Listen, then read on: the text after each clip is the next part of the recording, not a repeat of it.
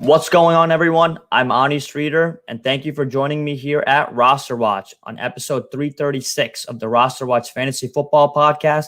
Alex was joined by Aaron Lesher of hogshaven.com to talk about the Washington football team.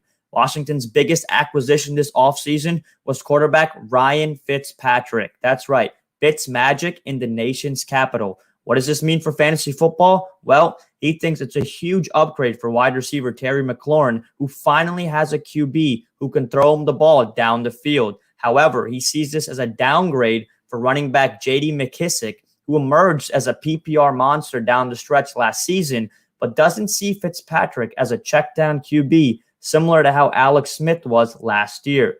At the tight end position, he still thinks Logan Thomas will finish as a top 10 to 12 tight end this year because Scott Turner loves to use the tight end in his offense, and Fitzpatrick is not going to change that. Just because Fitzmagic is here in DC, he doesn't think DC still has QB on their minds for the future. He could see one of the top 5 QBs in this year's draft falling to them at 19 and them pulling the trigger and solidifying themselves for the future. If not QB, he says two of the team's biggest needs are left tackle and linebacker. Moving on to the running back position, Washington brought back veteran wide receiver Lamar Miller on a 1-year deal. But fear not, RosterWatch Nation.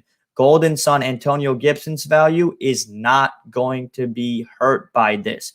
He still thinks Antonio Gibson's price goes up and is buying the second-year running back for fantasy football in 2021. The Dallas Cowboys brought back quarterback Dak Prescott, and Aaron thinks they are the biggest threat to Washington in the division and doesn't see the football team repeating as division champs this year, but could see them sneaking into a wild card spot for the playoffs. Thank you guys for listening. I'm Sridhar, and this is RosterWatch.